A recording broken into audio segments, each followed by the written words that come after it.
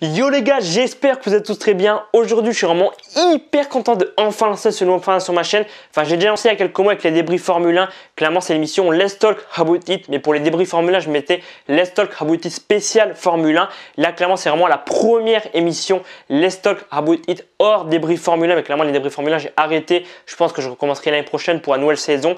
Donc, clairement, toutes les 2 semaines, le dimanche, il y aura une émission Let's Talk About It. Qu'est-ce que c'est clairement cette émission? Le but de cette émission, clairement, de parler clairement, ça peut très bien une actrice que j'aime bien, de parler un peu de sa carrière et clairement est-ce qu'elle est sous-cotée ou sur-cotée, de chanteuse, chanteur, un artiste que j'aime bien, un truc que j'aime, un film, un jeu ou un sujet qui fait l'actualité clairement et j'ai envie d'en parler. Bam, j'allume la caméra, je lance l'émission Let's Talk About It et toutes les 2 semaines le dimanche à 10h pétante, clairement, il y aura une émission Let's Talk About It. Et aujourd'hui, comme vous avez pu voir dans le titre de vidéo, j'ai parlé d'une actrice que j'aime beaucoup, clairement, une de mes actrices préférées qui s'appelle Mackenzie Foy, que vous avez peut-être vu dans Twilight, Cassandre et les 4 Royaumes ou encore Black Beauty. Mais clairement, j'en parle tout de suite dans cette première émission Let's Talk About It sur Mackenzie Foy. C'est parti. Mackenzie Christine Foy est une actrice et mannequin américaine née le 10 novembre 2000 à Los Angeles en Californie, qui suit sa scolarité à domicile. Elle a également suivi des cours de ballet, jazz, claquettes et taekwondo. Elle fait ses premiers pas d'actrice à l'âge de 9 ans dans les séries Pour le meilleur et pour le pire, Hawaii 5-0 et Flash Forward.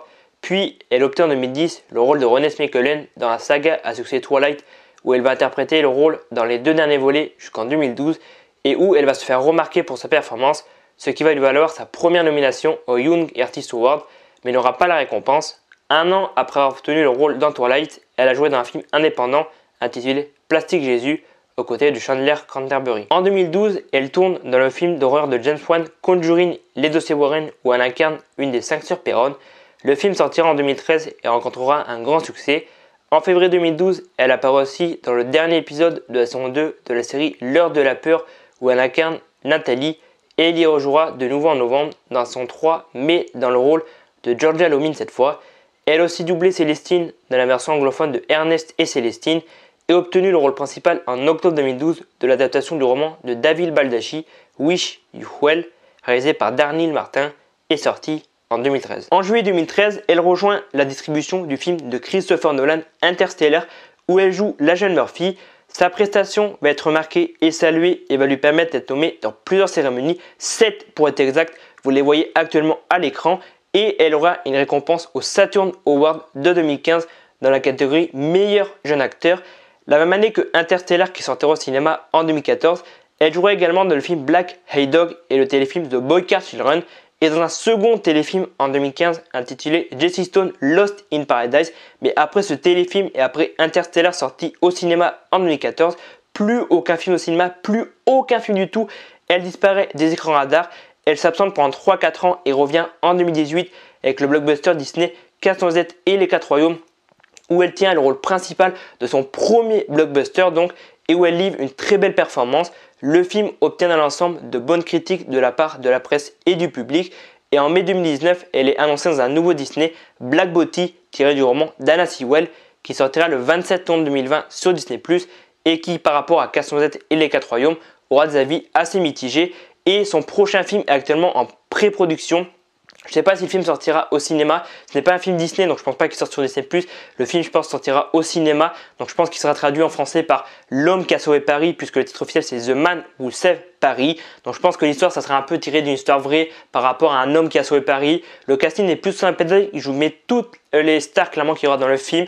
Donc je ne sais pas quand sortira le film, mais si le film sort en 2022, ça fera 2 ans qu'elle n'a pas sorti de film au cinéma ou pas fait de film. Donc clairement, on verra ça l'année prochaine. Clairement, j'ai vraiment hâte de voir ce film parce que je pense qu'il va être vraiment très stylé. Donc on verra quand ce film sortira au cinéma en salle. Pour finir cette émission Let's Talk About It sur Mackenzie Foy, évidemment je vais dire ce que je pense de cette actrice. Je l'ai un peu déjà dit en début de vidéo, clairement c'est une de mes actrices préférées et pour moi vraiment c'est une actrice qui est sous-cotée. Alors certes elle n'a pas fait beaucoup de films depuis Twilight, clairement dans Twilight clairement c'est encore une enfant. Depuis qu'elle a 18 ans elle a fait Casse-Noisette et les 4 Web chez Disney+, elle a fait Black Beauty l'année dernière. Là clairement elle va jouer dans The Man Who Saved Paris. Clairement on ne sait pas quand le film va sortir, il est en pré-production. Donc clairement c'est vrai qu'elle n'a pas fait beaucoup de films.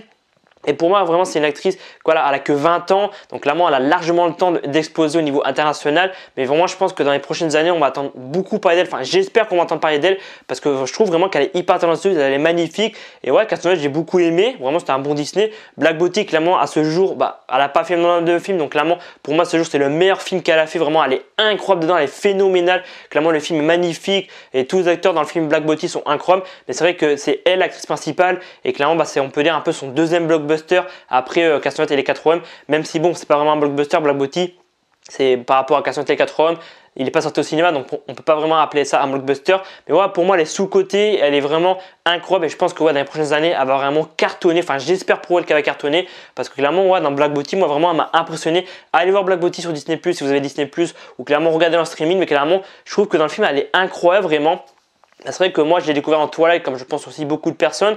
Après je l'ai vu dans Conjuring, dans Interstellar, clairement elle est aussi incroyable. Mais là clairement c'est vrai qu'elle a grandi, elle a 20 ans et du coup elle a laissé son niveau de jeu. Et c'est vrai que dans Black Beauty, j'ai pris une claque, je me suis dit putain ouais vraiment elle est vraiment hyper talentueuse. Donc ouais je pense que dans les prochaines années, je vais pas me répéter trop, mais je pense que ouais, dans les prochaines années j'espère vraiment que vraiment sa carrière va décoller parce que vraiment elle le mérite. Donc voilà, je m'arrête ici pour cette émission Let's Talk About It sur Mackenzie Foy. Dites-moi en commentaire ce que vous avez pensé de cette vidéo, qu'est-ce que je pourrais améliorer par rapport aux prochaines émissions Let's Talk About It voilà, qui arrivent prochainement. Donc dans 2 semaines, nouvelle émission Let's Talk About It à 10h pétante et ça sera encore une fois sur une actrice mais aussi chanteuse qui est juste ici, qui s'appelle Hailee Steinfeld. Clairement, ça fait extrêmement longtemps que j'en ai fait une vidéo sur elle. J'en ai déjà fait une en 2017 ou 2018, mais clairement elle était nulle à chier, je l'avais mis en prix parce que vraiment c'était vraiment du n'importe quoi. Et bien là, clairement je vais un peu revenir sur sa carrière de chanteuse, d'actrice, elle est aussi mannequin je crois, Hailee Steinfeld. Donc là voilà, dans 2 semaines, émission Let's Talk About It sur Hailee Steinfeld à 10h pétante. Donc je vous donne rendez-vous dans 2 semaines pour cette émission Let's Talk About It sur Hailee Steinfeld. J'espère qu'elle vous plaira autant que cette émission Let's Talk About It sur Mackenzie Foy. Moi je vous dis donc à dans quelques jours pour une nouvelle vidéo. C'était Alban, prenez soin de vous, à très vite.